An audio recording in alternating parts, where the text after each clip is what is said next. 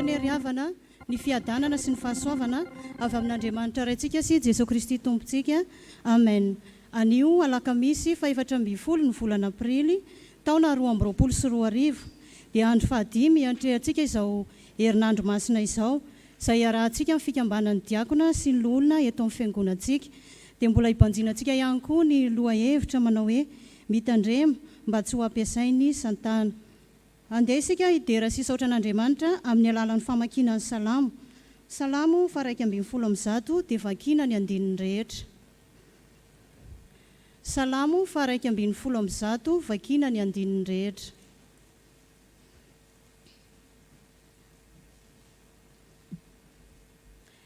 Rehefa hita izany dia rahantsika mamaky amin'ny anaran'i Jesosy manao hoe Aleloia, hideran'i Jehovah amin'ny foko rehetra aho, eo amin'ny fivoriany marina sy ny fiangonan-dehibe.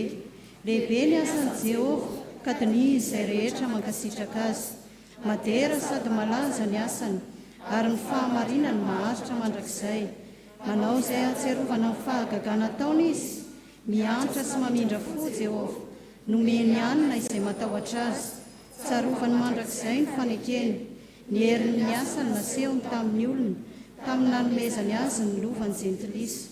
Ny asan'ny tanany dia fahamarinana sy fitsarana, mahatoky avokoa ny didiny rehetra. Mitoetra mafy mandrakizay toria ireny, fa natao tamin'ny fahamarinana sy ny fahintsiana. Manatitra fanavotana ho an'ny olona izy, efa nanorina ny fanekeny ho mandrakizay izy. Masina sy mahatahotra ny anarany. Ny fatahorana ny Jehovah ny fiandoham-pahendrena, fahalalana tsara no ananan'izay rehetra mankatoy izany. Maharitra mandrakizay ny fiderana azy. Amen. Andeha rahantsika miredona ny firana fanampiny 7 dia ny andininy 1 sy ny 2.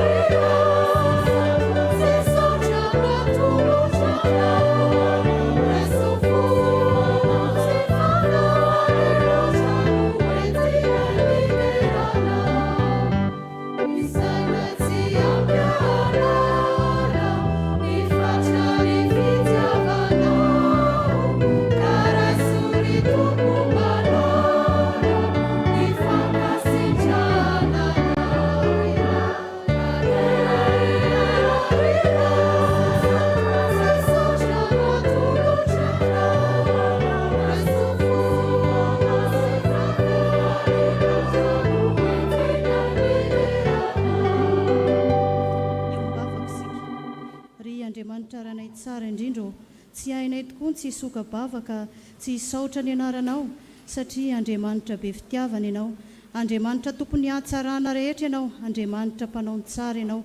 Nomenao ny fahatsaranao izay tsiraray avy, no velominao ny tahinao ka mbola velonay natrapamonjena Tompo, tratro izao alakamisy masina, izay hahatsiarovanay ny nanorenanao ny sakramenta masina izao. Misaotra indrindra mankasitraka fa ranikasa izay dia tsy tanteraka izany tompo raha tsy taony fitiavana nomenao anay.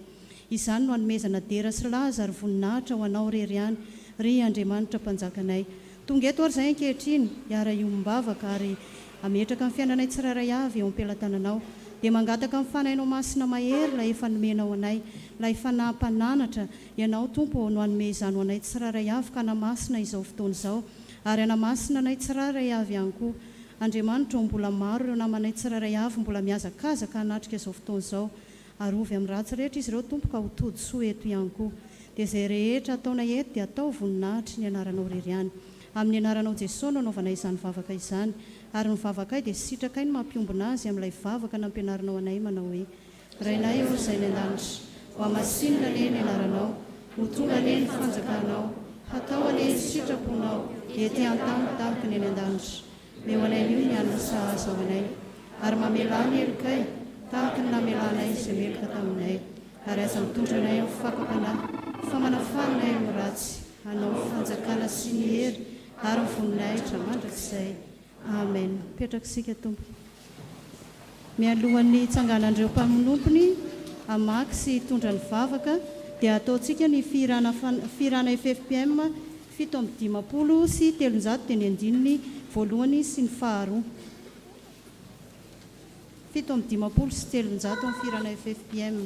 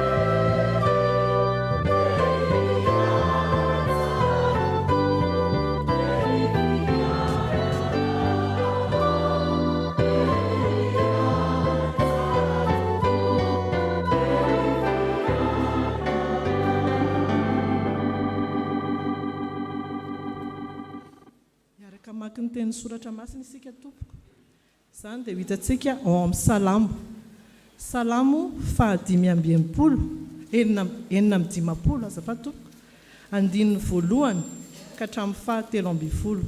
Salamo 580 andininy voalohany ka hatramin'ny 720. Rehefa hita dia iarahantsika mamaky amin'ny anaran'ny tompo. Fangataham-pamonjena amin'Andriamanitra sy fatokina azy amin'ny andro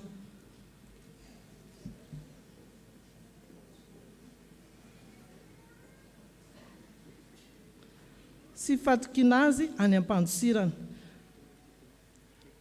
ho an'ny mpiventy-hira aljonat telem reokim miktam nataon'i Davida fonony sambotra azy tany gata ny Filistina.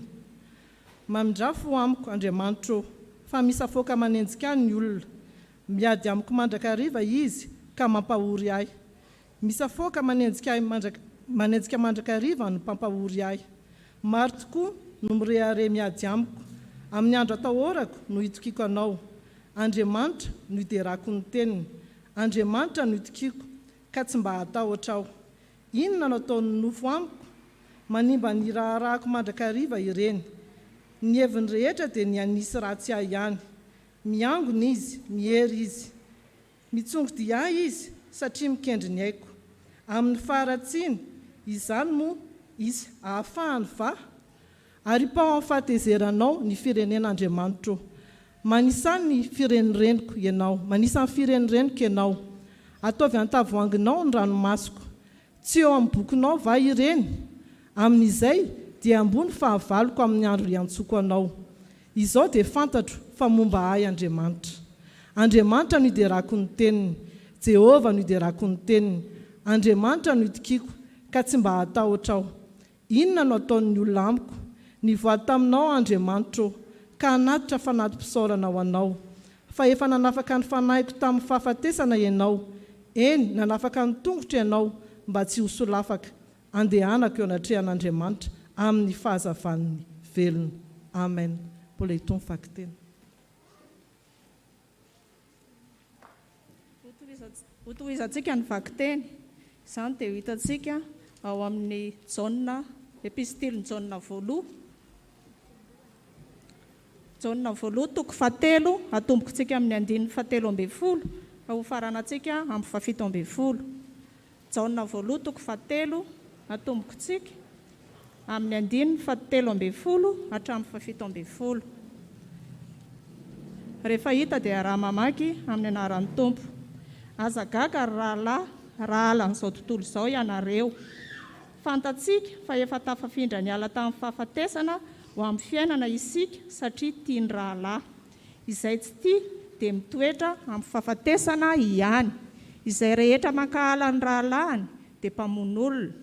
Ary fantatrareo fa tsy mba misy mpamono manana fiainana mandrakizay mitoetra ao anatiny. Izao no ahafantarantsika ny fitiavana, satria izy nanolotra ny ainy hamonjy antsika, ary isika kosa mba tokony hanolotra ny aintsika hamonjy ny rahalahy. Ary izay rehetra manam-pananana amin'izao fiainana izao ary mahita ny fahantrahan'ny rahalahiny ka mihirimbelona aminy, ahoana ny toeran'ny fitiavan'Andriamanitra ao anatiny.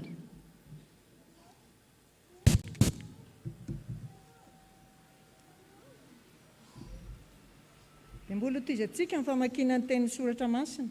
Izany dia hitantsika amin'ny filazantsara ny Jaona. Jaona 7:20, andininy 1:20 ka hatramin'ny 7:30. Jaona 7:20, andininy 1:20 ka hatramin'ny 7:30. Rehefa hita dia mpitsanganana makiana izany. Amin'ny anaran'i Jesosy. Rehefa nilaza izany Jesosy dia nangorohoro ny fanainy ka nanambara hoe izy, lazaiko aminareo marina dia marina tokoa fa ny anankiray aminareo no hamadika ahy. Dia nifampijerijery ny mpianatra ka nieritreritra izay iray nolazainy. Ary nisy mpianatra anankiray nipetraka ny hihinana teo anilan'i Jesosy, dia ilay tiany Jesosy. Simona Petera nanatsika azy ka nanao taminy hoe lazao izay izy. Ary raha mbola nipetraka tahaka izany izy dia niraika ho amin'ny tratran'i Jesosy ka nanao taminy hoe Tompoko, iza moa izany? Dia namaly Jesosy ka nanao hoe ilay omeko ny sombokanina lemako no izy. Ary rehefa nolema ny sombokanina dia noraisiny ka nomeny an'i Jodasy zanak'i Simona Iskariota. Ary manaraka izany no nidiran'ny Satana tao aminy. Ka hoy Jesosy taminy, izay ataonao dia ataovy faingana. Fa tsy nisy tamin'izay nipetraka ny hihinana nahalala ny antony nilazany izany taminy. Fa nataony sasany fa satria Jodasy no nitondra ny kitapo no nilazany Jesosy taminy hoe vidio ny zavatra ilayntsika amin'ny andro firaviravona na mba hanomezana zavatra ho an'ny malahelo. Ary rehefa nandray ny sombokanina izy dia nivoaka niaraka tamin'izay ary efa alina ny andro. Ray masina manamasinana ny fahamarina, ny teninao ny fahamarina. Amen.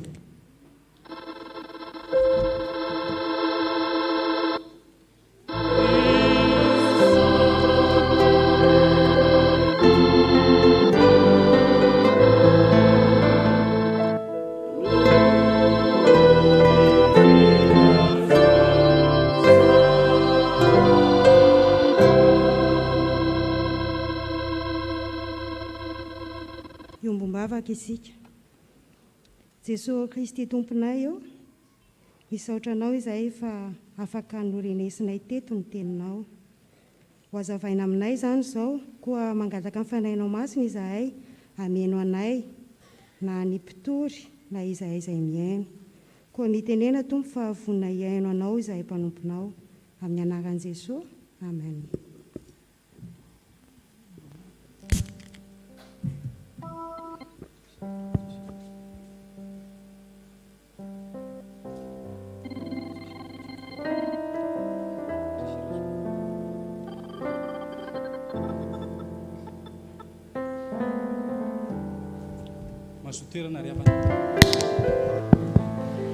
Ny fiara laharana 5181 TBD mba hakisaka kely azafady. Saotra tompo.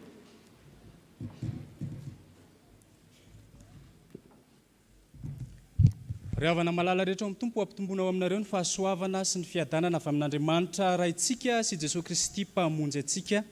Amen. Amin'ny fifaliana riavana no iarahantsika amin'ny saotra an'Andriamanitra omeny izao ora sy fotoana izao indray azotsika mandray ny tenin'Andriamanitra izay andraisantsika ny sitrapony izay tiany iainantsika. Ny Jaona 7:20 ny andiny ny faraka amin'ny 20 ka hatramin'ny 7 no aoka hivelatra manoloana antsika fa ao anatin'izany no andraisantsika ny afatra ny amin'ity alakamisy masina ity. Jaona 7:20 ny andiny ny faraka amin'ny 20 ka hatramin'ny 7 izay efa novakiany ny mpanompon'Andriamanitra teo ihany. Ny alakamisy masina moriavana dia rahantsika mahafantatra fa fotoana izay antsiarovantsika ny niarahan Jesosy Kristy ny hinana ny Paska tamin'ny mpianany ary teo no nanorenany ny amin'ny sakrameta ny fanasan'ny tompo. Teo no nanolorany ny mofo izay nanambara ny tenany. Teo izy no nyteny hoe ity ny mofo izay manambara ny tenako. Ary teo ihany koa izy no nanambara ny amin'ny rany izay nalatsaka ho famonjena izao tontolo izao. Fa ty tantara izay hitantsika eto amin'ny Jaona 7:20 ny andiny ny faraka amin'ny 20 ka hatramin'ny 7 ity ihany koa riavana izay hitantsika eto dia maneho ny fotoana izay niarahan Jesosy Kristy tamin'ny mpianany ka teo no nilazany ny amin'ilay hamadika azy. Teo Jesosy Kristy no nilaza fa hisy hamadika azy ny mpianany.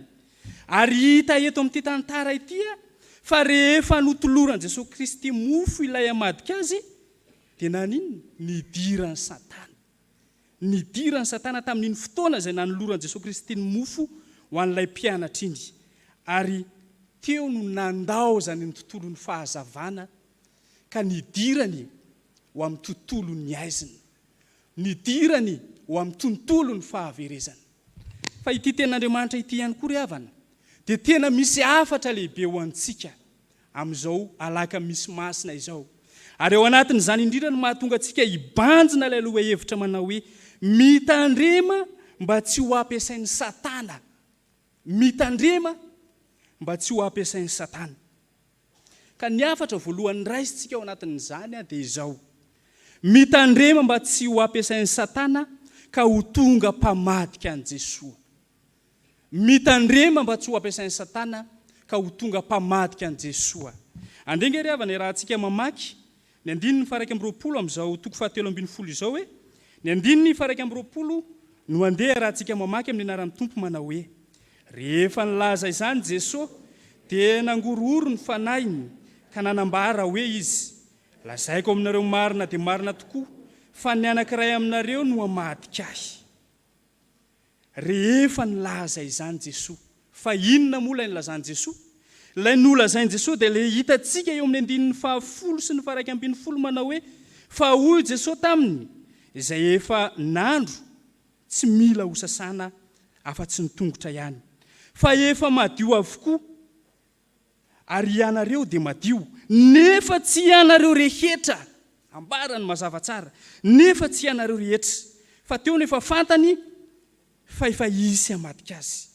Ka izany indrindra no ilazany fa tsy madio avokoa ianareo rehetra. Izany hoe hitantaratra amin'ny andin'ny faraka amin'ny 20 io riavana fa misy tsy madio ny mpianatra ary hitantaratra eo amin'izany fa na dia efa niaraka tamin'i Jesosy Kristy nandritry ny fotoana maro azy na dia efa niaraka niombona tamin'i Jesosy Kristy nandritry ny fotoana maromaro azy izy ireo niombona fiainana taminy dia aika izany tao anatin'izany nisy mpianatra izay tena tsy niomby mpianana tamin'i Jesosy Kristy. Nisy mpianatra izay tsy nandray an' Jesosy Kristy. Nisy mpianatra tsy nandray azy ho tompo. Fa ny tena loza dia nisy mpianatra nanaiky ho ampiasan'ny Satana.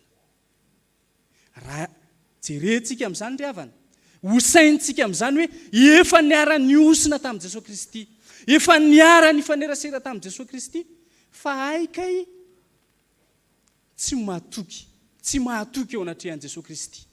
Fa mbola nanolo tena ho ampiasain'ny Satana ihany. Ka izany indrindra mahatonga an'i Jesosy Kristy eto mangorooro ny fanahy, malahelo izy, satria efa fantany ny amin'ny hoaviny izany mpianatra izay tsy mahatoky izany. Fantany ny amin'ny hoaviny izany, fa fahafatesana, fahaverezana no anjohy izany mpianatra tsy mahatoky izany. Fa ny zavatra hitantsika eto koa ry havana, rehefa mamaky izao tenin'Andriamanitra izao isika, rehefa nilaza izany teny izany Jesosy Kristy, dia niasa saina ny mpianatra, niady saina ny mpianatra, ny fampijerijery, izy zany. Iza ilay mpianatra tsy mahatoky, iza ilay hamadika. Zany ny zavatra nahatonga ny mpianatra niasa saina. Velom-panontaniana izy ireo, ary dia gaga ihany izy ireo hoe iza amintsika lahy ilay efa notiavin'i Jesosy Kristy, no sahamadika azy. Dia zany no nahagaga azy ireo, ary dia vaka ny sainy. Ary dia rehefa mamaky isika dia hitantsika fa nanome toromarika an'ilay mpianatra izay tian'i Jesosy Kristy Petera. Ary ny atanjony tao anatin'izany fantatsika tsara ny toetran'ny Petera, ilay mafana fo, tea fantatra, ary dia mafana fo amin'ny zavatra rehetra, tea fantatra izy, ary ny ao an-tsainy dia hoe omeo ilay anarana, iza ilay mpamadika, mba ahitantsika ny anaovana azy. Mety ho zany ny tao an-tsain'ny Petera tamin'ny fantaniana izay nifa mafao teo. Ary ny zavatra hita nefa eto amin'ity tenin'Andriamanitra ity, olona telo ihany no mahalala ny zavatra tena misy marina. Dia iza? Ilay olona hamadika, dia Jodasy. Dia iza ihany koa? Jesosy Kristy, ary ilay mpianatra izay tian'i Jesosy Kristy indrindra, ijaonina. Dia ireo telo ireo no mahafantatra ny tena zava-misy marina. Fa marihana fa tamin'io fotoana io izay niarahan'izy ireo nihinana ny Pasika, ny sakafo ny Pasika teo, dia ijaonina sy Jodasy no nipetraka teo anilan'i Jesosy Kristy, teo akaikin'i Jesosy Kristy teo. Ary izy ireo dia mazava ho azy fa naheno tsara izay zavatra nytenenin'i Jesosy Kristy teo.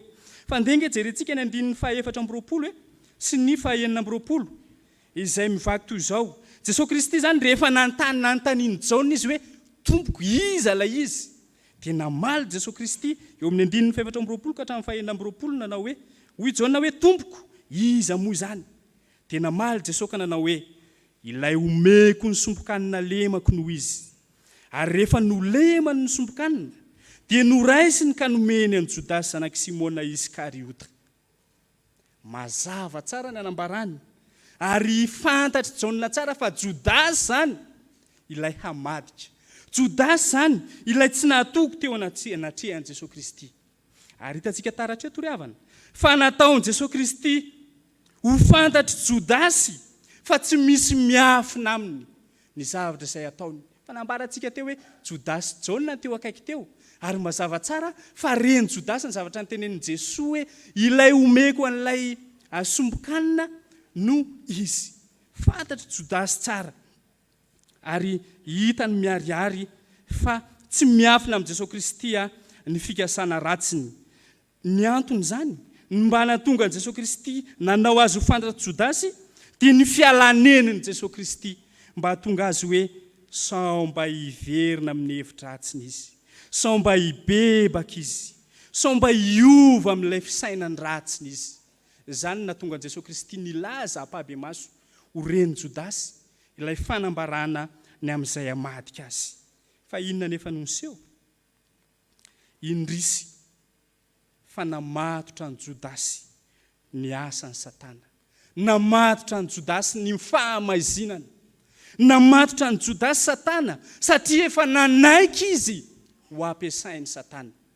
ka ny hafarany dia ny fisainandratsy izay efa tao anatiny ihany no ny tanterahany. Ny tanjona izay efa nokendreny ihany no ny tanterahany dia ny hamadika an'i Jesosy Kristy. Nanaiky ho ampiasain'ny Satana izy. Nanaiky ny ho ampiasain'ny Satana izy. Ry havana malala rehetra amin'ny Tompo.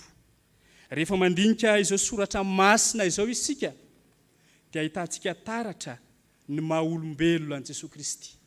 Ilay olombelona mety malahelo. Ilay olombelona mety malahelo ny amin'ny fihetsika ireo izay olona notiavina kanefa mamadika. Fa hitantsika tokoa ny amin'ny maha-olombelona azy mety malahelo noho ny fahamafisam-pon'ny olona, noho ny fifikiran'ny olona amin'ny hevitratsiny. Fa hita taratra sy miariary tokoa ry havana ny tena maha-Andriamanitra an'i Jesosy Kristy. Ilay Andriamanitra izay tena tia ka te hanova ny olona. Ilay Andriamanitra izay tena tia ka te hanavao ny olona. Hita taratra eto amin'ny toetran'i Jesosy Kristy eto izany. Andriamanitra miala nenina mampiariary ny faratsiny mba hibebahana. Mandiny tena sady isika ry havana eo anatrehany izany. Impirimpiry mo Andriamanitra no mampiariary ny fahotantsika. Impiripiry Andriamanitra no milaza amintsika ny fahotantsika. Fa impiripiry koa isika ry havana no mba niala tamin'ny fisainandratsika. Impiry koa isika no mba niova ho amin'ny fihevitry Jesosy Kristy. Fotoana ny fandinihan-teny izao ry havana. Ary mandini-teny isika eo anatrehany izany. Ry havana malala rehetra amin'ny Tompo. Mitandrema mba tsy ho ampiasain'ny Satana. Aza manaiky ho ampiasain'ny Satana. Fa ny endrika izay isehon'ny fanekena ny asan'ny Satana eo amin'ny fiainantsika dia ny fifikirantsika amin'ny toetra ratsy, ny fifikirantsika amin'ny hevitratsy, ny fiombonana amin'ny ratsy. Fa raha mijery isika izao ny Salamo 1:20 dia hojosokafantsika, rahantsika mamaky ny 1:5 ka hatramin'ny 5 dia hitantsika taratra ao anatin'izany ilay toetra ratsy, ilay fomba ratsy ny zanak'olombelona izay maneho ny faneken'ny Satana. Salamo 1:20 ny 1:5 sy ny 5 rahantsika mamaky amin'ny anaran'ny Tompo manao hoe: manimba ny rarahako mandraka riva ireny, ny heviny rehetra dia nisy ratsy ahy ihany.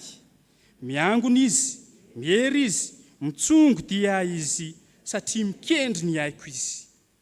Izany toetra ny zanak'olombelona izany ry havana, izany no neken'i Jesosy Kristy tondrana fahoriana.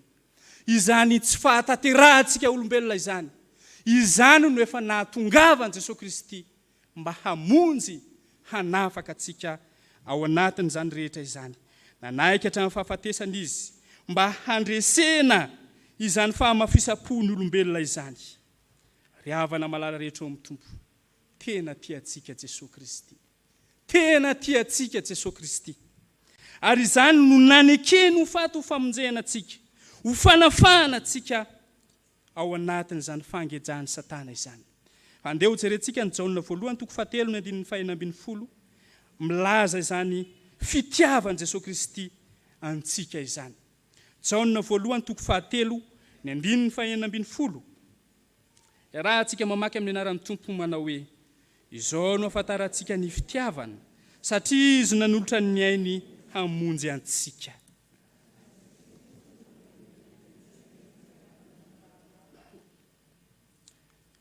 Hitantsika taratra amin'izany ry havana ilay fitiavan-dehibe an'i Jesosy Kristy, ilay fitiavan-dehibe izay nasehon'i Jesosy Kristy ny amin'ny nanolorany ny tenany ho famonjena antsika. Ko aza manaiky ho ampiasain'ny Satana ry havana ka ho tonga mpanamavo izany fitiavan-dehibe izany, ka ho tonga mpamadika an'i Jesosy Kristy. Mpanjino Jesosy Kristy ilay fitiavan-dehibe izay efa natao teo aminao, dia ho tonga mpanompo mahatoky tsy hamadika an'i Jesosy Kristy ianao. Faharoa ry havana dia izao: mitandrema mba tsy ho ampiasain'ny Satana ka handany fitiavan'i Jesosy Kristy. Mitandrema mba tsy ampiasain'ny Satana ka handany fitiavan'i Jesosy Kristy. Andeha ry havana rahantsika mamaky indray ny 1:20 ao amin'ilay Jaona 7:20 teo. 1:20 nandeha rahantsika mamaky Minaran Jesosy tompo manao hoe dia namaly Jesosy ka nanao hoe ilay omeko ny sompokanina lemako no izy. Ary rehefa nolemany ny sompokanina dia noraisiny ka nomeny an Jodasy zanaky Simona Iskariota. Nambaran Jesosy Kristy tamin'ny Jaona fa izay omeny ilay sompokanina nolemany no amadika azy. Mazava tsara fa nomeny Jesosy Kristy izy. Ary no hoe fanomezana sompokanina izay hitantsika eto dia maneho ilay fitiavan Jesosy Kristy.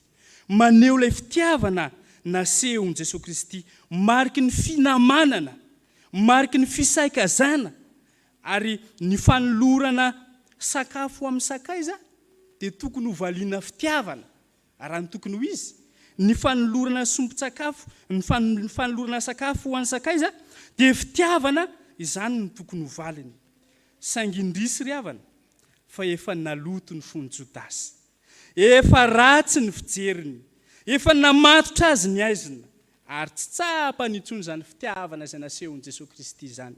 Na dia nanehoana ilay fitiavana azy izy, na dia efa nanehoany Jesosy Kristy ilay fitiavana azy izy, dia tsy mba tsapa nitsony izany fitiavan Jesosy Kristy zany, fa ny amadika an Jesosy Kristy izay ihany no efa masaka tao an-tsainy tao.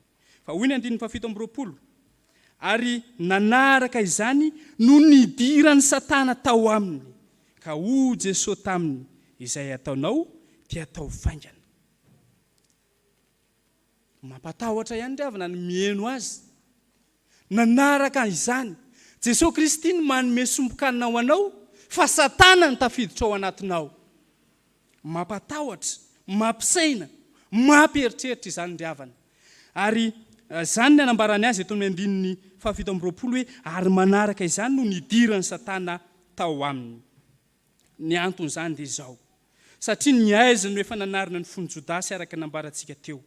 Tsy fitiavana fa famadihana an Jesosy Kristy zany no efa masaka tao an-tsainy tao.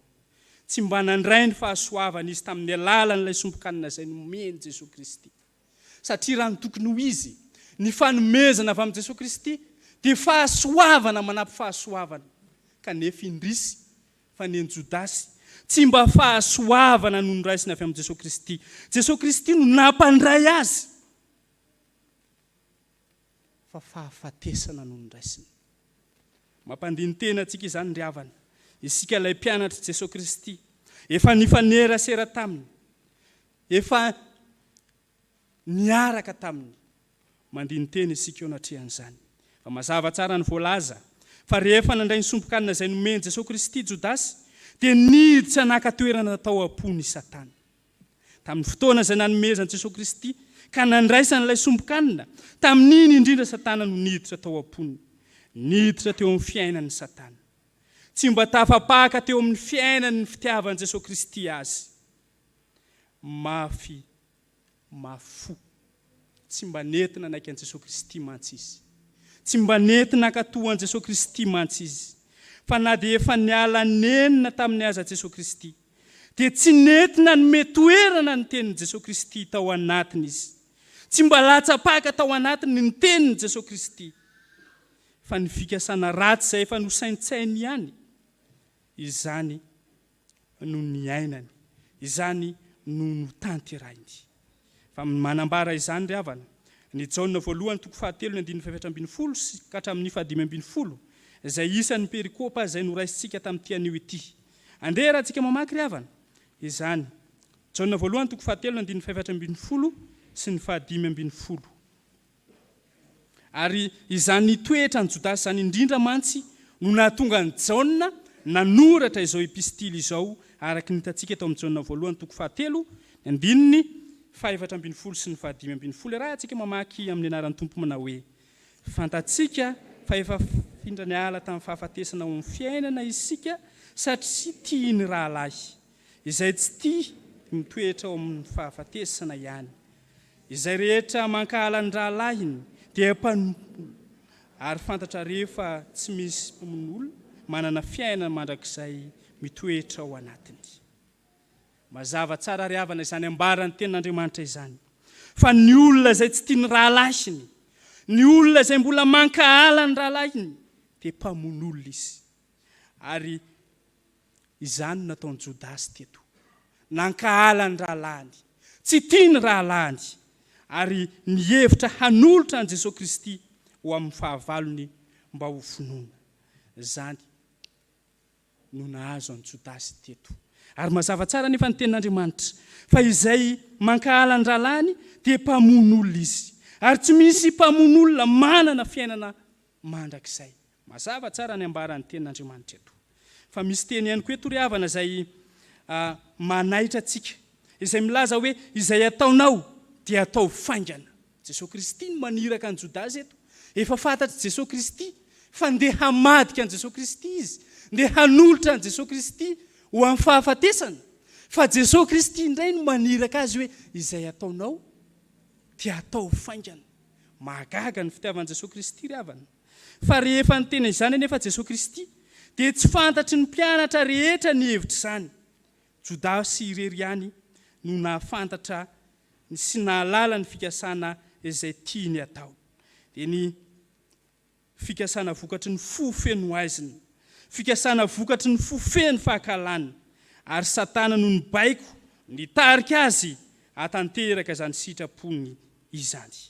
Ary hitantsika ny 1:17 fa manamafy izany, manao hoe rehefa nandray ny sompokanina izy dia nivoaka niaraka tamin'izay ary rehefa alina ny andro. Araka nambarantsika teo dia hoe tamin'ny fotoana izay nandraisany ny sompokanina avy amin'ny Jesosy Kristy dia niditra tao amin'ny Satana. Ka vao nandray izany izy dia lasa nanatanteraka ny fikasany ratsiny. Ary dia ambarany eto fa hoe efa alina ny andro. Ny teny hoe efa alina ny andro dia midika hoe efa maizina ny andro. Niala teo amin'ny tontolo mazava izy. Nandao ny fahazavana izao tontolo izao. Nandao ilay fahazavana izao tontolo izao. Nandao an Jesosy Kristy ilay fahazavana izao tontolo izao Jodasy, ka lasa niditra ho amin'ny tontolo ny aizina dia ny fahaverezana sy ny fahafatesana. Ry havana malala rehetra amin'ny Tompo,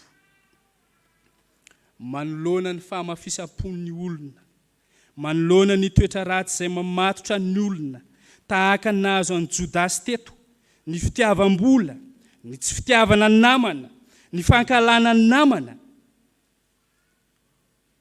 dia tsy mba naneo atezerana Jesosy Kristy. Fa inona nasehony? Fitiavana no nasehony. Naneo fitiavana Jesosy Kristy. Fantatry Jesosy Kristy tsara fa mafy loatra ny olombelona. Fantatry Jesosy Kristy tsara fa mafy loatra isika. Tia mitoetra amin'ny aizina isika olombelona. Ka noho izany dia tsy maintsy niaritra fahoriana izy, niaritra fijaliana izy. Eny, niaritra tamin'i Jesosy Kristy ny fahamafisapontsika. Niaritra tamin'i Jesosy Kristy ny fahafatesana mba hisolovona ny olombelona izay miaina ao anatin'ny toetra ratsy. Ny olombelona tokoa mantsy no ratsy toetra. Ny olombelona no tokony hiaran'ny fahafatesana. Satria mazava tsara ny anambaran'ny salamo azy, izay tenin'Andriamanitra no vakiana tamintsika teo amin'ny salamo 1:17 hoe amin'izany faharatsiana izany moa sy hahafahany va, ary pao amin'ny fahatezerana ao ny firenen'Andriamanitra. Raha ny tokony ho izy zany noho ny faharatsian'ny olombelona dia fandripahana avy amin'Andriamanitra ny manjo azy. Kanefa noho ny fitiavan'i Jesosy Kristy dia afaka isika. Fa raha ny tenin'Andriamanitra izay novakitsika teo dia tsy misy afa-miala ny amin'ny fitsarana noho ny faharatsian'ny olona. Fa fitiavana nefa Andriamanitra. Tena tiantsika nefa izy. Tena tiantsika Jesosy Kristy. Ka nanaiky ny solovonantsika. Nanaiky ny solovonantsika ho eo amin'ny azo fijaliana. Ny hafatesany, ny tsanganany tamin'ny maty, ny nandreseny. Izany faratsitsika izany. Izany fitiavan-dehibe izany no nandreseny ny fahamafisapoantsika. Ko tariny izao tenin'Andriamanitra izao isika ry havana, mba handray izany fitiavan Jesosy Kristy izany. Handray izany fitiavan Jesosy Kristy izany amin'ny finoana fa Jesosy Kristy ilay efa mandondona eo ambaravarany fotsika. Te hiatrana ao anatin'ny fotsika. Te hiara-miaina amintsika. Izy ilay tompon'ny famindrampo. Izy ilay tompon'ny fiadanana. Izy ilay tompon'ny fahasoavana. Te hiatrana ao anatin'ny fotsika. fa move avelantsika hijanonao ivelan'ny fotsika izy efa mandondona izy te hatrana ao anatin'ny fotsika te hizara ny fitiavany amintsika fa ity ten'Andriamanitra ity ihany koa ry havana dia izao tena mampisaintsainantsika ny amin'ny fomba fanaontsika ny amin'ny fandraisana ny fanasan'ny tompo ny amin'ny fandraisana satria dia miavaka ny fotoana izay voaresaka eto satria atsiarovana ny nanorenan'i Jesosy Kristy ny fanasan'ny tompo dia rehefa diniantsika ny zavatra voalazany ity soratra masina ity eo amin'ny 9:4 sy ny 7:7 izay efa novakitsika ombenombeny teo dia hitantsika taratra fa tamin'ny fotoana izay nanorenany ny fanasana dia natolotra Jesosy Kristy ny sombokanina izay nolema nomen'ny Jodasy araka ny nambarantsika teo izany hoe nandray ny fanasana izany Jodasy fa ny zava-doza Satana ny tafiditra tao anatiny. Inona ny antony? Satria tamin'ny fo tsy mendrika ny nandraisana izany, tamin'ny fo feno loto ny nandraisana izany, tamin'ny fo feno fahakalana ny nandraisana izany.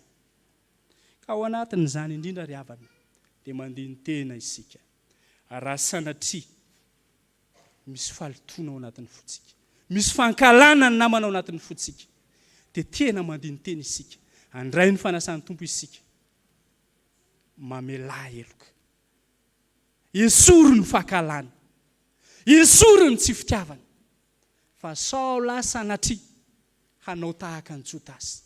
Raha tokony ho fahasoavana avy amin'ny Jesosy Kristy no raisina, fahafatesana ny tonga ao anaty, ny Satana ny tonga nanjaka ao anaty. Ko anatin'izany indrindra ry havana dia tena mandihy ny tena isika, tena mandinika ao anatin'izany.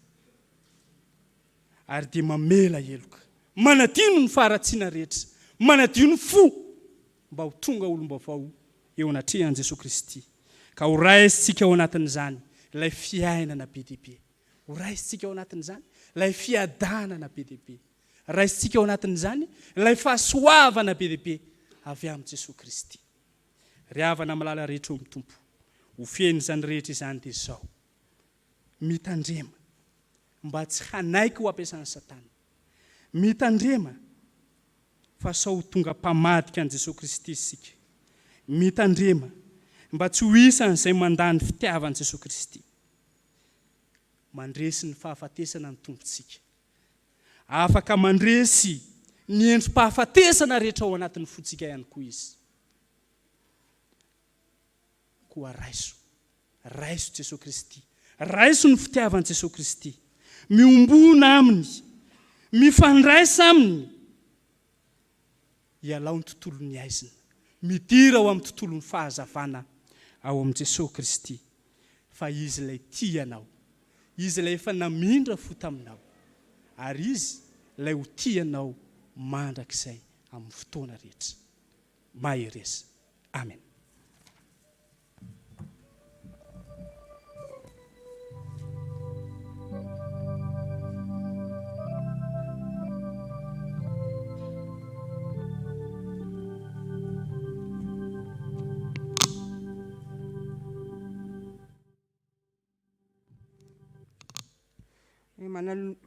Manoloana n'izany sitrapon'Andriamanitra izany ry havana dia andeha isika hiaraka hivavaka. Misaotra indray Tompo satria nomenao ny teninao indray anio.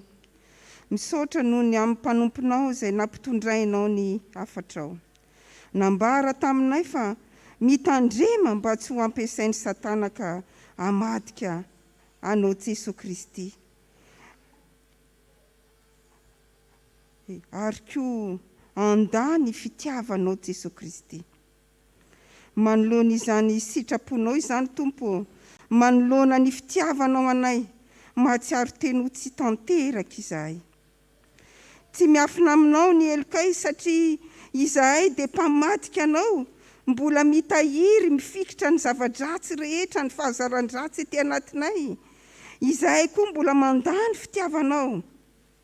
Izahay Jesosy ilay mbola mankahala ny namanay, izahay ilay mbola mpandà ny teninao, tsy mpankatoanao. Mifona Tompo malalo, mangorakoraka koa ny fonay mahare ny hafatrao, mampandiny tenanay izany, hoe hatraiza ny fitiavanao anay, ary hatraiza koa ny fitiavanay anao, fa na dia fahasoavana sy fitiavana ary no atolotra ao anay dia manamafy ny fona izahay, ka indraindray Satana no mbola manjaka ao. Mamelany elokay Tompo, avaozy izahay mba homendrika izao fitiavan-dehibe atolotra ao anay izao, dia ny nanoloranao ny tenanao teo ambony azo fijaliana isolo eloka anay, hitondra anay hiala amin'ny maizina ho amin'ny fahazavana lehibe, ary hitondra anay hiala amin'ny fahafatesana ho amin'ny fiainana mandrakizay. Mangataka izahay Jesosy ny mba hodiovinao amin'ny rano soa izay nalatsaka ao teo ambony azo fijaliana, dia amin'ny anaranao ilay Jesosy Kristy Tompo ty anay no anaovanay izany vavaka izany.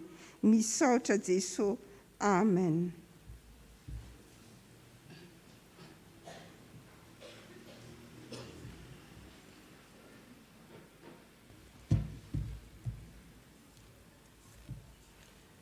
Hitsangana ry havako malala raisan'ny finoana ny teny famelan-keloka izay atolotry ny Tompo ho antsika. Amin'ny anaran'i Jesosy, fa tsy nidina avy tany an-danitra aho mba hanao ny sitrapoko, fa ny sitrapony izay naniraka. Ary izao ny sitrapony izay naniraka dia tsy hamelako izy very izay rehetra nomena, fa hatsangako indray amin'ny andro farany izy. Fa izao ny sitrapony raiko dia ny azon'izay rehetra mijery ny zanaka ka mino azy fiainana mandrakizay, ary zaho hanangana azy amin'ny andro farany. Ko ambara ry havako malala fa voavela sy voafafa avokoa ny elokareo rehetra miderany Tompo. Sambatra ny olona izay voavela ny elony sy voasarona amin'ny fahotany. Sambatra ny olona izay tsy sainy Jehovah eloka ary tsy misy fitaka ny fanahiny. Amen. Afaka mipetraka isika.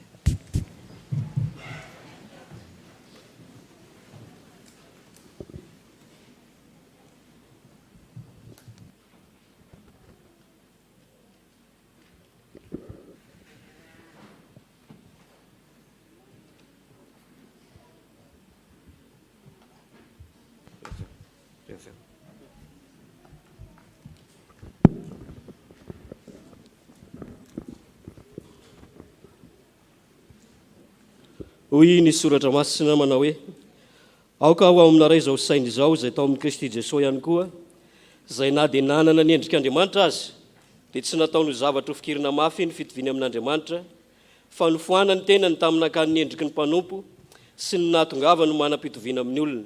Ary rehefa hita fa nanatare olona izy, dia nanetry tena ka nanaikatra amin'ny fahafatesana, dia ilay fahafatesana tamin'ny azo fijaliana.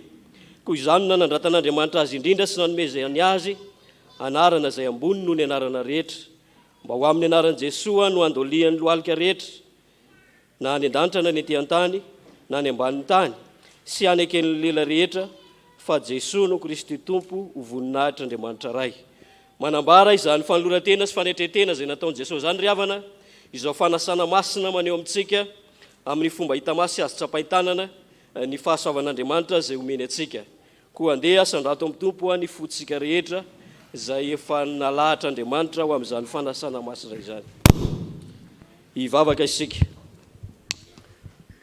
Fantatray Jesosy Kristy Tomponay fa Tompon'ny Tompo sy mpanjaka mpanjaka ianao. Anao avokoa ny fahefana rehetra na ny an-danitra ny ety an-tany, midera sy mankalaza ary manome voninahitra anao isan'andro isan'andro. Ny anjely tsy omby alinalina, ny mpaminany, ny apôstôly, ny martio rary ireo olom-boavitra efa sambatra any aminao.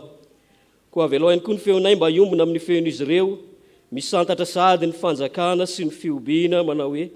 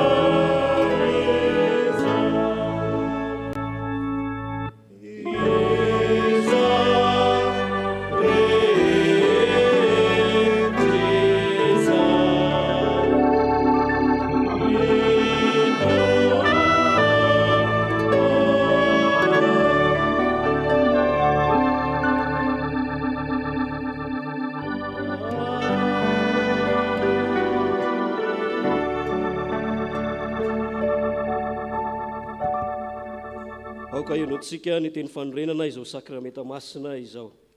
Fa Jesosy tompo tamin'ny alina iny izay mahadi anazy dia nandray mofo ary rehefa nisaotra izy dia novakiny ka hoy izy raisoano ity ny tenako izao nataovy ho fahatsiarovana.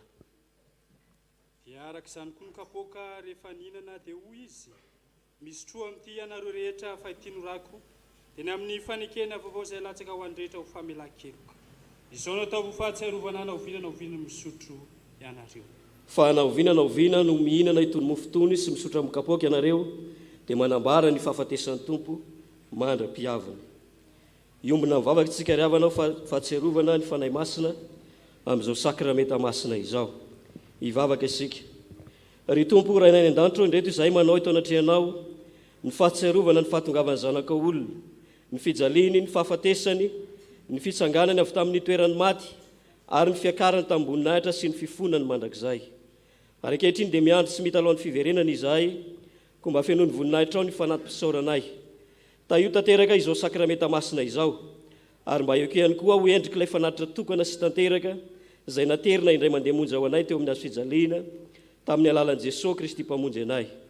Ry tompo rainay any an-danitro, aoka hiasa ny fanainao masina, amasino ny mofo manambara ny tenan'i Jesosy Kristy tomponay, amasino toraka izany ihany koa ny kapoaka mba hanambara ny rahan'i Jesosy Kristy tomponay.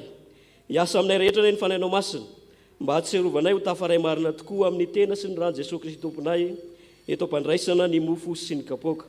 Fa ny fanainao masin'Andriamanitra no naharianao, amelomanao, hanamasinanao ary hanomezanao anay ny zavatra rehetra. Mianoana ry Andriamanitra soa noho ny fitiavanao sy ny famindramponao izay ao amin'ny Kristy tomponay. Fa amin'ny anarany no angatahanay izany mivavaka izany. Amen. Ny mofo izay vakintsika dia firaisana amin'ny tenan'i Jesosy Kristy izay novakina ho antsika. Koa satria iray ihany mofo dia isika koa iray ihany na dia maro aza ka samy mandray amin'izany mofo izany avokoa. Ny kapoaka ny fisaorana izay saorantsika dia firaisana amin'ny ran'i Jesosy Kristy tompontsika, ny rano fanekena vaovao izay nalatsaka ho antsika. Hoy Jesosy Kristy amintsika manao hoe andefa voavoatra avokoa ny zavatra rehetra. Ny hira fahavalo amby 90 elaelan'ny soratra masina no ataontsika mandritra ny fizarana ny mofo sy ny kapoaka. Petraka ianareo ry havana.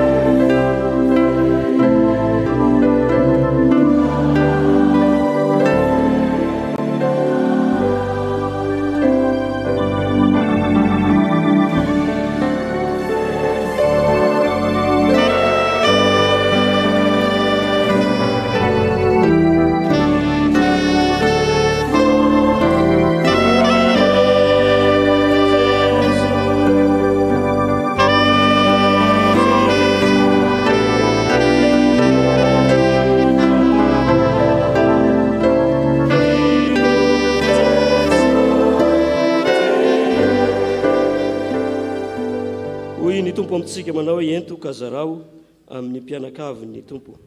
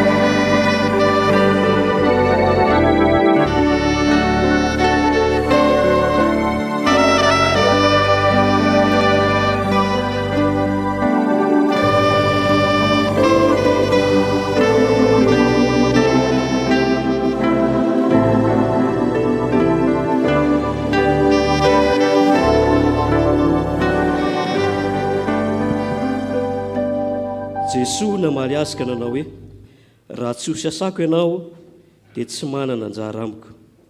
Amen.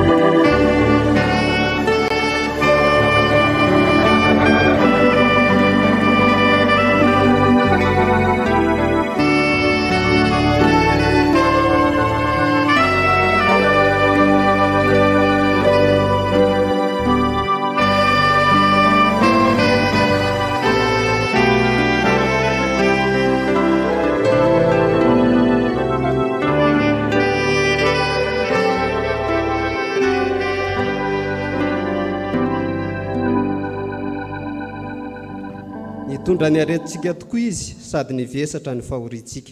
Kanjo isika kosa nanao azy nokapohina sy nasian'Andriamanitra ary nampahoriana. Nefa izy dia voalefina noho ny fahadisoantsika sy ny torotoroana noho ny helokontsika. Ny fijaliana no ahazoantsika fihavanana no namelezana azy ary ny diakapoka taminy no nanasitranana antsika. Ny hira 7:1.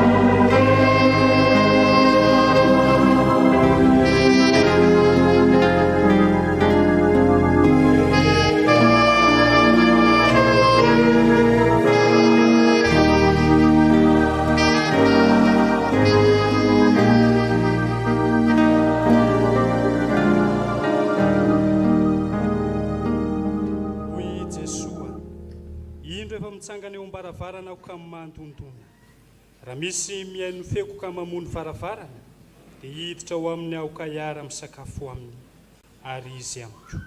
Amen.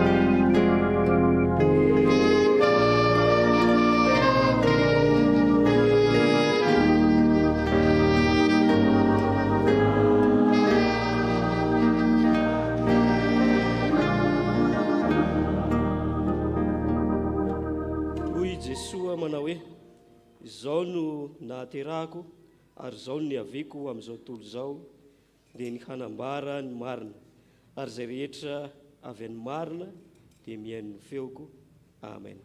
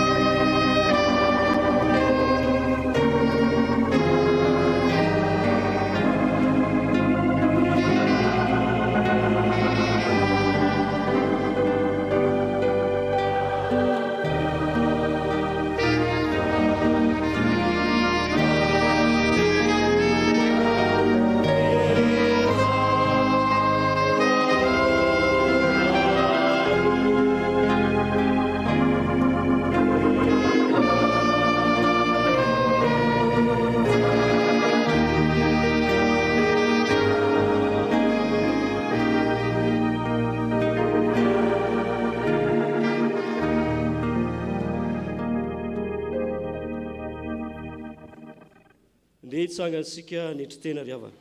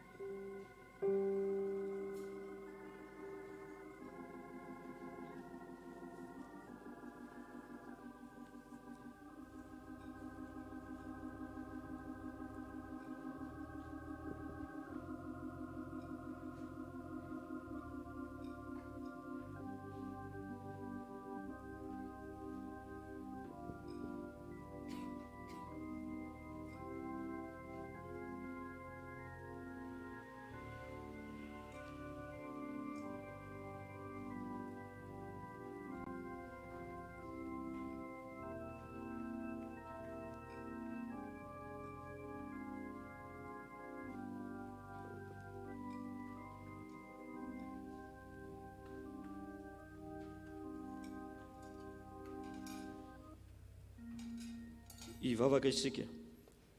Tompo, tsy mendrika natao hoe zanakao aho. Tompo, tsy mendrika nidiranao ambany tafotranoko aho. Tompo, tsy mendrika nitsipona zontsongo latsaka avy amin'ny latabatra ao akory aho. Kanefa ho ianao hoe izay manantonay dia tsy mba ho laviko mihitsy. Amen. 750 ny andininy faharoa sy ny fahatelo no iraitsika eo ampandraisana ny mofo sy ny kapoaka.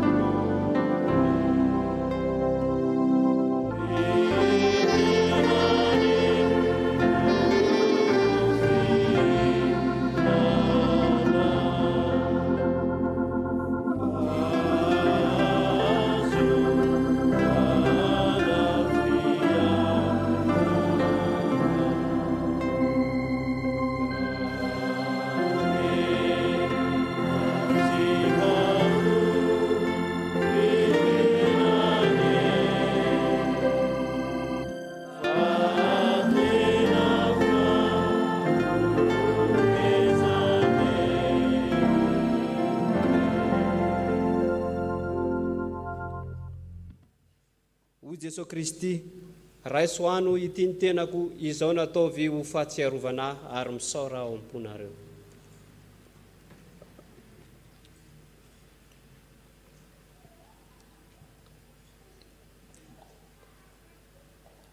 Amen.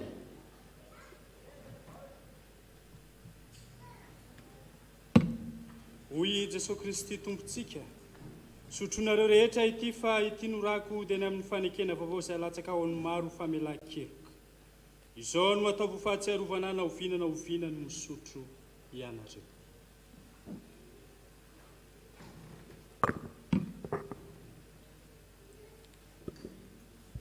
Ivavaka isika. Jesosy Kristy tomponay misaotra anao zay ny amin'ny nanekenao anetry tena ho manam-pitoviana amin'ny olona ary nanaiky hatramin'ny fijaliana sy ny fahafatesana. Misaotra satria izany fanoloran-tena nataonao zany no hanananay fanavotana ihany koa ankehitriny ary iombonanay fahasoavana aminao. Misaotra satria ny fitiavanao no asehonao aminay ary zany ihany koa ankehitriny no antony hijoroana indray midera manome voninahitra anao. Ankehitriny Andriamanitra ao petraka eo ambany fitarianao ny fanoloran-tenanay tsirairay avy na ny mpandray fanasan'ny tompo na izay tsirairay avy zay tonga eto dia samy ho arovanao hatrany. Amin'ny anaran'i Jesosy no anaovanay ny vavaka. Amen. Zao ny afatry ny tenin'Andriamanitra ho antsika rehetra, hoy ny apôstôly masina: aza manome fitoerana ho an'ny devoly ary aoka tsisy hampalahelo ny fanahy masina zay fananasiana tombo-kasehanareo. Amen. Petraka ianareo ry havana ny hira fa 750 no hanavaozantsika rehetra ny fanoloran-tenantsika ao aorian'ny hiran'ny antsan'ny 10 alin-dahy.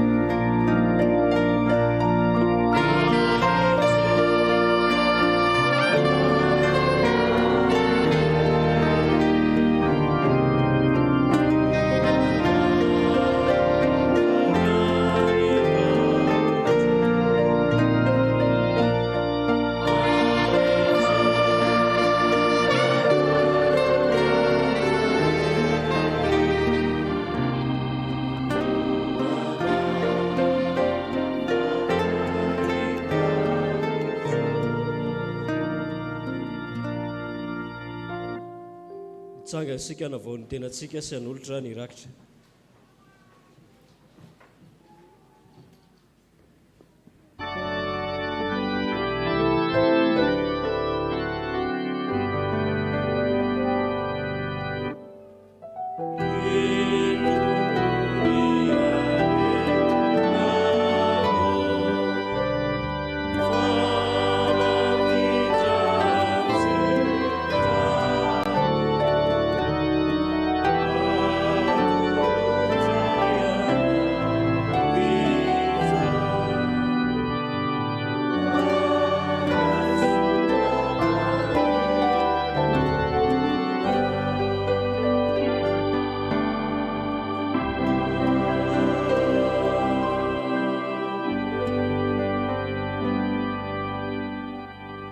Miara-mipetraka isika ry havana.